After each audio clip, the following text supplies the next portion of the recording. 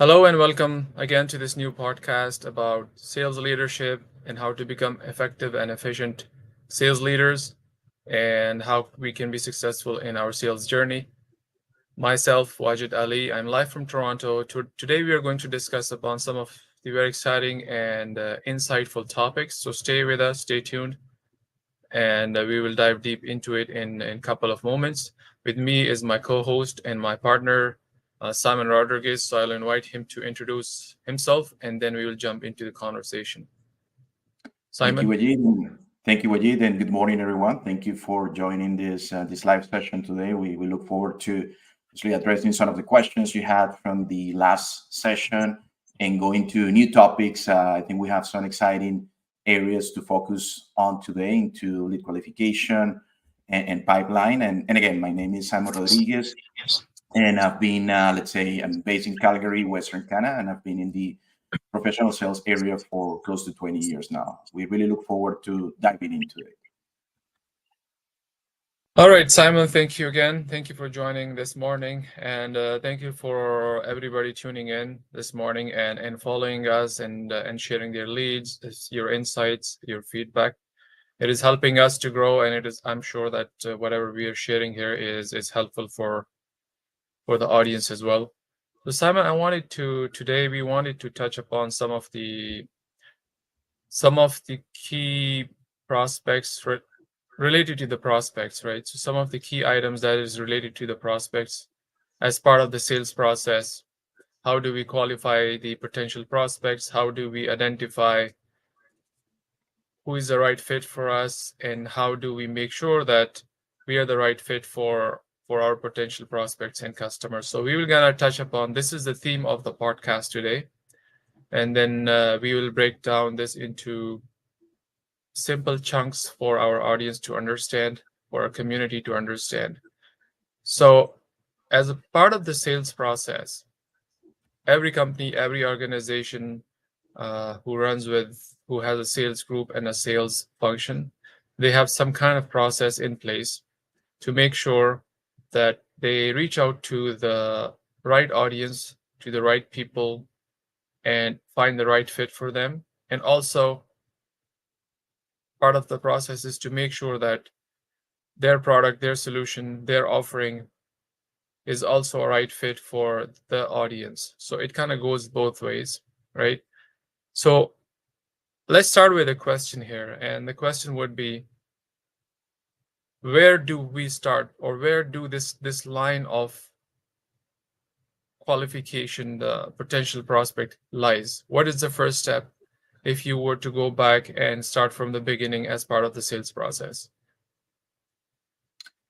Yes, I think that's a good point, Wajid, because we normally start with kind of a healthy, ideally with a healthy pipeline, right? We strive to get that pipeline filled with potential opportunities, potential prospects, right? So if if we assume we're starting with a healthy pipeline, then we go into that process that you described, with it in terms of understanding and qualifying those leads that you have as part of that pipeline, and basically going into which are the key or the main leads that can convert at some point into customers, right?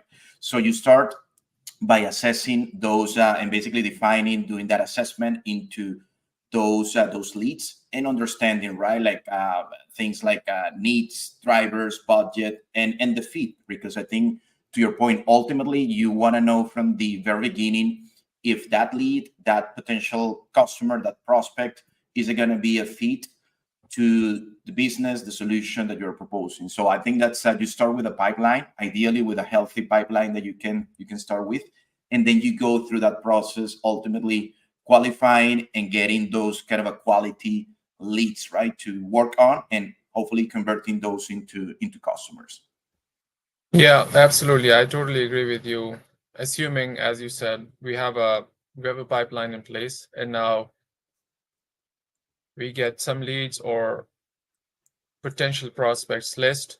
It could be through our marketing team, it could be through our inside sales team. So they provide us that information, or it could be the sales rep doing his or her own research. So depending on where you are in the organization, what the process is, there are multiple ways of finding the prospects. But once you identify a list of the prospects, then what you got to do is you got to qualify if there's a good fit for them and for yourself.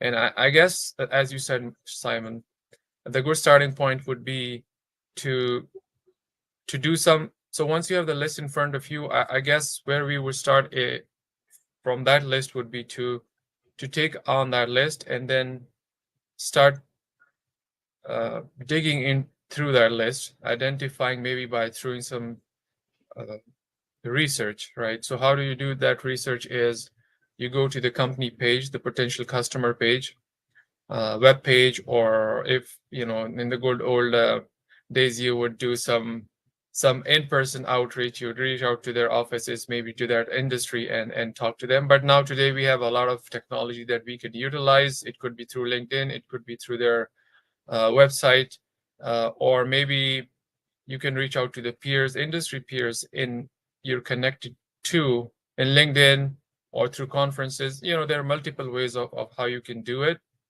But I guess the first step would be to do some research about that potential prospect.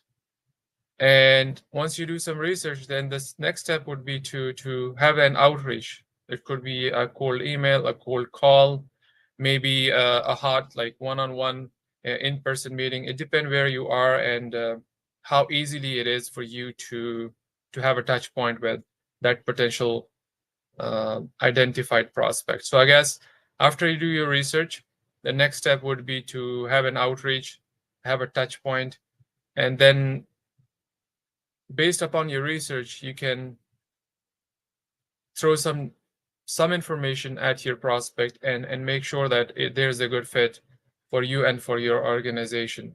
Because if there isn't, then I guess the best way is to, for lack of a better term, the best way is to disqualify that potential prospect or customer. Because at the end of the day, if you're not going through the qualification or disqualification process, then you're not utilizing your time efficiently or effectively, right? So in other words, you're not hitting on the right audience, or you're not hitting on the right opportunities, and your time is valuable. So as a part of the process, if you don't have a process in place, that's the first thing to consider, right, Simon? I will, yeah, certainly. And I will add also what you like one of the things you described in terms of the outreach, and to your point, there are many ways right now, many tools in terms of connecting with that potential customer, with that prospect. But I think that's the main step is once you go through that pipeline, you do the outreach, you connect with that prospect, then you go through that qualification, right? And one thing is also understanding the persona in terms of that buying structure. Like sometimes you might see maybe someone reaching out or someone in the pipeline that it is not a decision maker and it's just potentially out of curiosity, trying to understand more. So you start asking questions right during that initial discussion if it is something just out of curiosity or if there is actually a need for that particular organization, and then you go through that qualification as you described with it. But yeah, I think that's certainly the I think we're going in that sequential process, right? You start with the pipeline, then as you highlighted, you go into the outreach. Right now, luckily we have many tools try to go through that outreach and through that process fairly quickly, and then based on that, then you start like aligning, because I think it's all about aligning and that fit, the correct fit in terms of the need and the solution. And once you have that qualification, well, then you move into additional stages in the process. But yeah, I think you laid out pretty well. What you I think that'll be kind of a standard approach. Yeah. Yeah. So building, as you said, building upon this sequential process. Now you're in a situation. Let's say you are in a situation, and I come across all of. I think we all come across this in our sales journey or in our sales career. We are at a point that we understand that we reach out to the prospect, we have a touch point and outreach, and at the same time, once we have that connection established, there's a lack of, sometimes there's a hesitancy whether you qualify the person or you disqualify the person, right? So it could be both ways. Maybe the salesperson, the sales rep, uh, perhaps he or she may not have done a great amount of research at that point. So that's one of the thing that you're not sure whether to qualify or disqualify. Or B, you might not have done a good research on your customer to understand their pain points, their needs, as to your point, their persona. So if you're in that situation where you're not sure whether to qualify or disqualify, I would recommend, at that point, take a pause, take a moment, uh, maybe go back to your drawing board or reach out to your leadership at that point, right? To get some guidance. If your leadership, and I'm sure leadership would provide you guidance, but if your leadership is busy or they're tied up and you can't find a time in their calendar for some reason, then I would recommend to reach out to your peers, right, within your team and have like a sort of brainstorming session within the team. Ask help and guidance from your peers, maybe some senior peers within your team, to make sure that you're following the right process and you're following the right steps.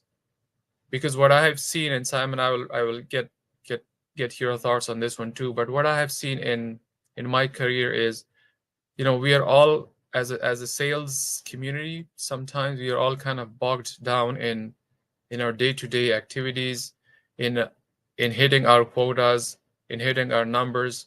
And then what happens is that we don't pay attention to some of the details as part of the process.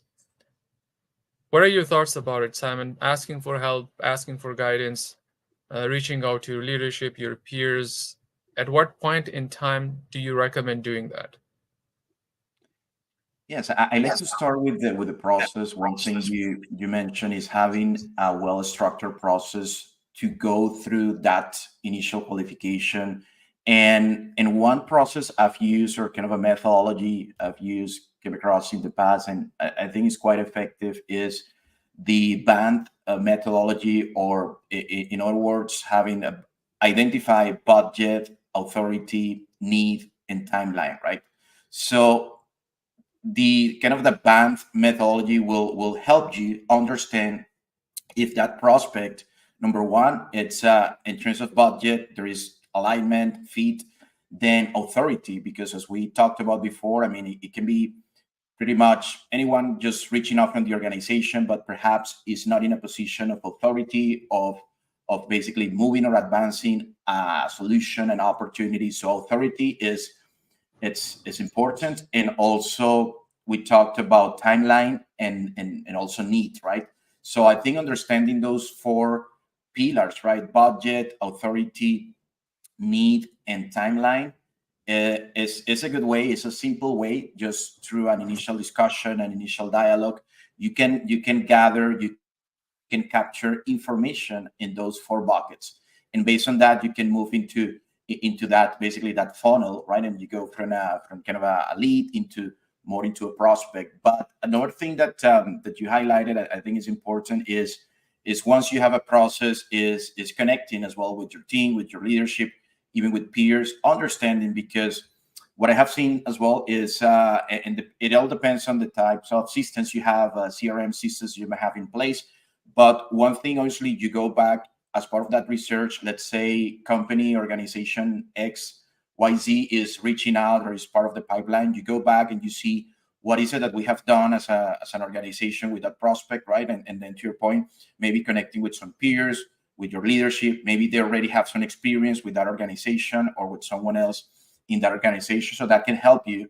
So I think the combination of the two elements, the understanding within your own organization, but also having a methodology, I think is helpful, is critical. So I like that in particular, that band qualification process, because it's simple, it's pretty straightforward, and it will give you the insights to qualify right out of the bat, like knowing, okay, well, there is budget in place, there is a need in place. This person that reaching out, does it have the authority, or can connect me with the with someone who has the authority, and the timeline, because One thing you mentioned as well, Wajid, is forecasting, right? So, and I'll give you an example. Like sometimes we might have a prospect reaching out that, okay, well, I have something in the future that I maybe want to do, in 2, 3, 4, 5 years, and that's okay. That's perfectly fine. But you need to keep in mind as a sales rep that, yeah, you can nurture that opportunity, but this is not something that you will close this quarter, this fiscal year, or even next fiscal year. So to your point, I Right. think forecasting is needs to be accurate, and in a way that is accurate is if you do the proper qualification process in the very beginning, right? So you understand the timeline of that opportunity. Okay, should we allocate this quarter, this fiscal year, or this is something maybe that's something in the future. But yeah, I think we're just going in the right track there with the process with it. So yeah, I think having that methodology, that structure in place, that can help us move that through the funnel. Absolutely. No, that's all good. I truly agree that bent process and qualifying the potential prospects through that process is a key, is one of the key tool that I guess even today, whoever is doing that process can utilize and can use this as a resource. So thank you for highlighting that process to the audience, Simon. I'm sure it's going to help whoever is in that situation at this point. And we salespeople, our teams and us, everybody has to have some kind of process in place, needs to have some kind of structure in place. If there isn't any, then I guess some of the ideas that we are sharing here is going to help them um, establish that process, establish that structure approach. And once you have a structure approach in place, I guess you're setting yourself up for success, as opposed to having nothing in place or having a process which is not in structured. So make sure that whoever is developing the process for yourself, if it might be you, it might be your leaders, make sure that you're going to get together and apply all these concepts that have been identified here and highlighted for your use.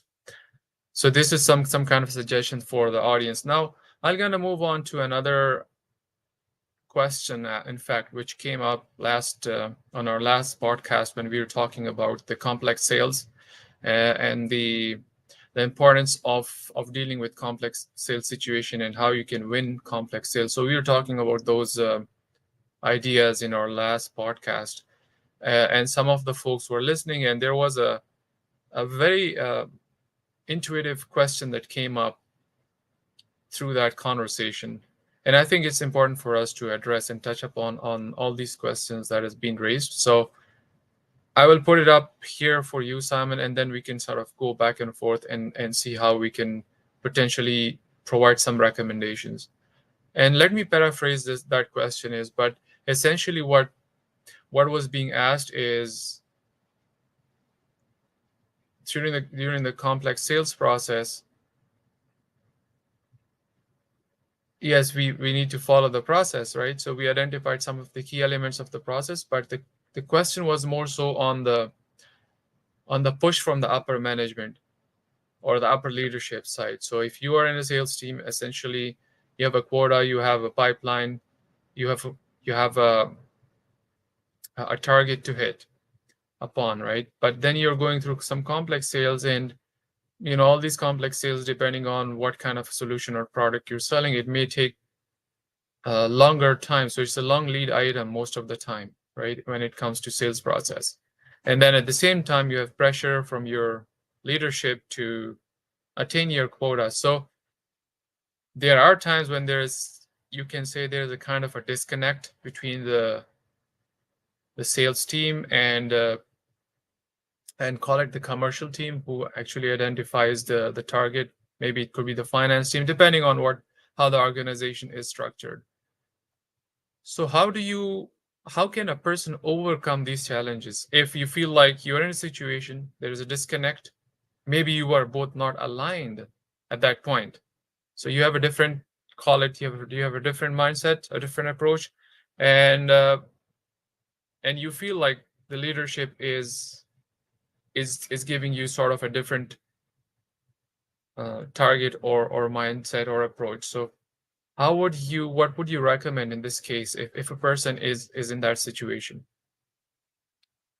I can certainly understand I'll say both perspectives or where the kind of the question is coming from, and the way I see it is while it's important to have obviously or following the pipeline, like normally a pipeline should be at least twice or three times the size of your target, right, of your numbers, your metric in terms of revenue for that quarter, for that year. So pipeline is important, like following the pipeline, ensuring that there is a healthy pipeline, and the size of the pipeline, it's in terms of conversion rate, is going to get you to where the forecast is defined.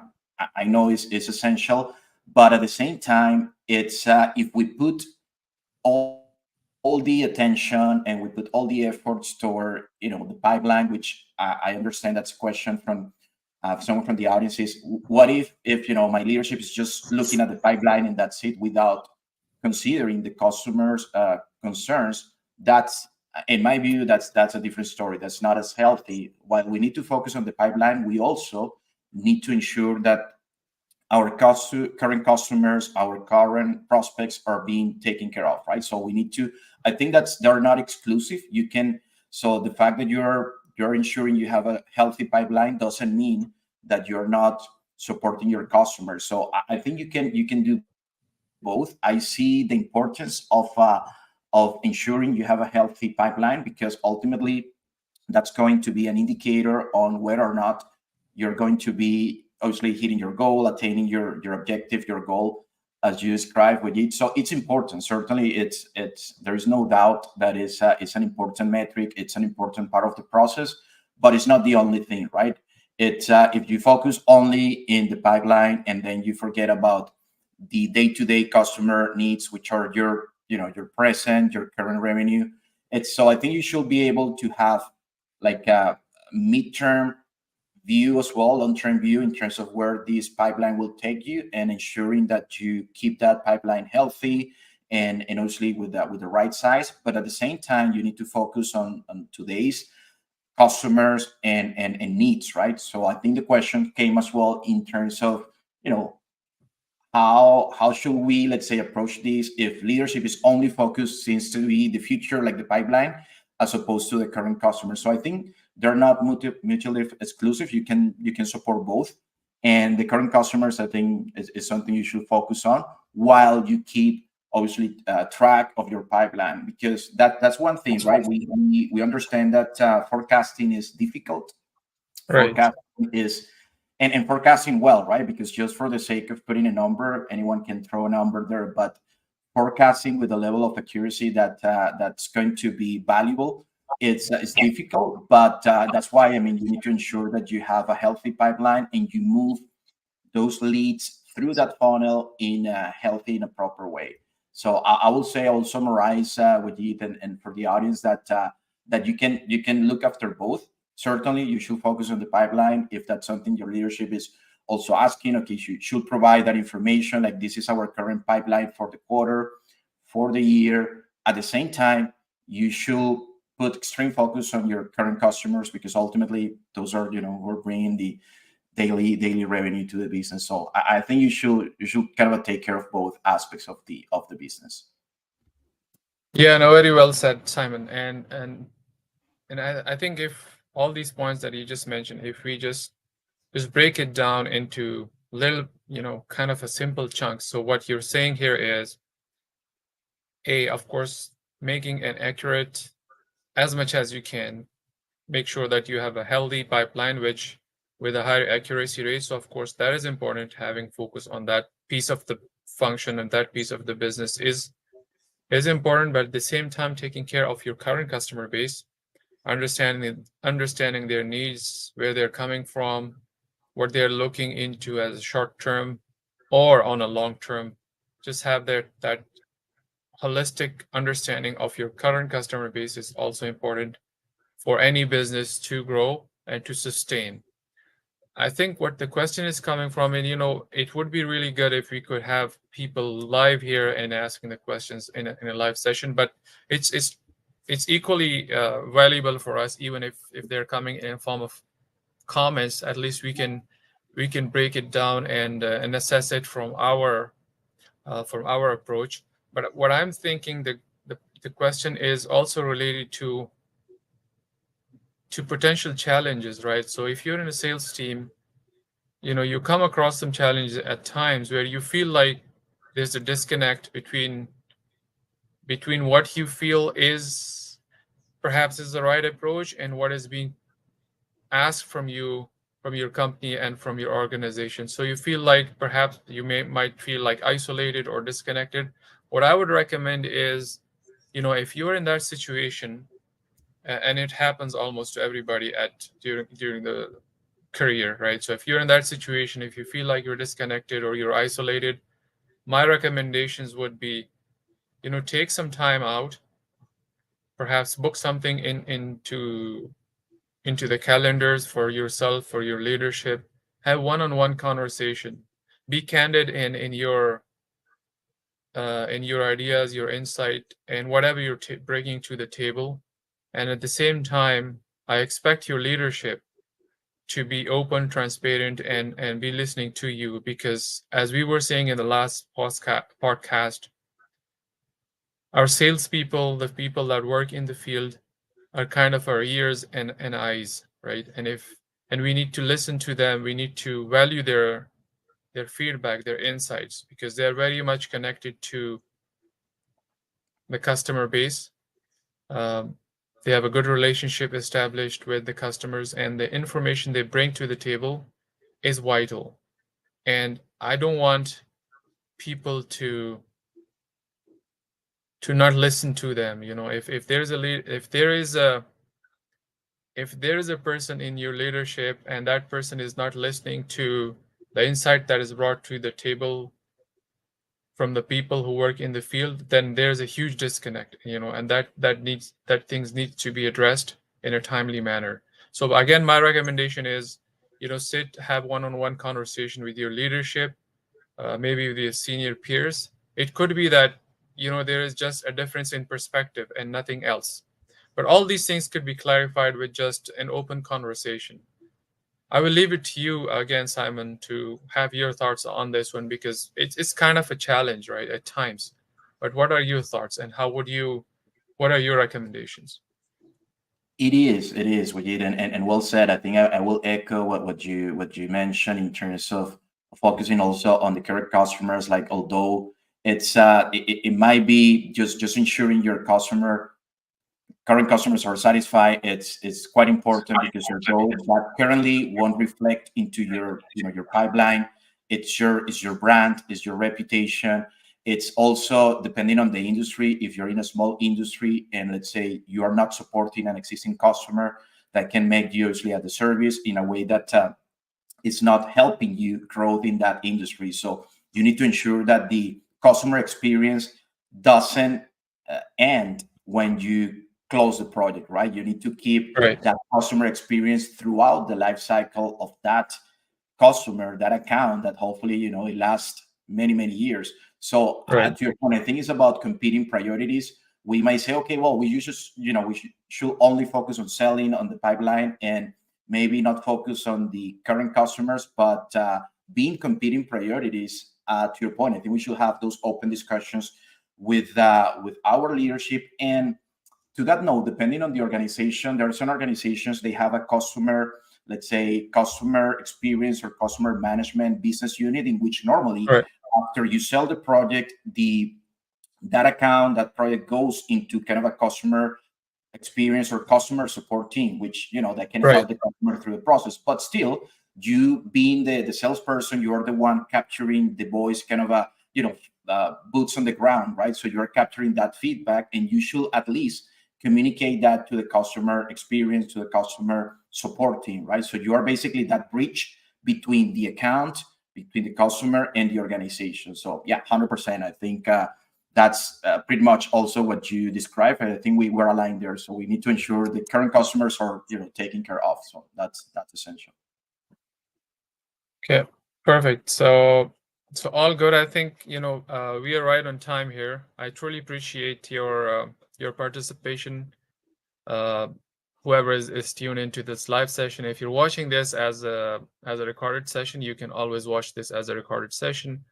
Please leave your comments, and as we try to address all these comments in our podcasts, because again, it's gonna help us, it's gonna help you, and it's gonna help everybody grow together as a community. So thank you for watching, thank you for tuning in, and we will see you sometime next week again with another interesting topic. Thank you again. Thanks everyone for joining.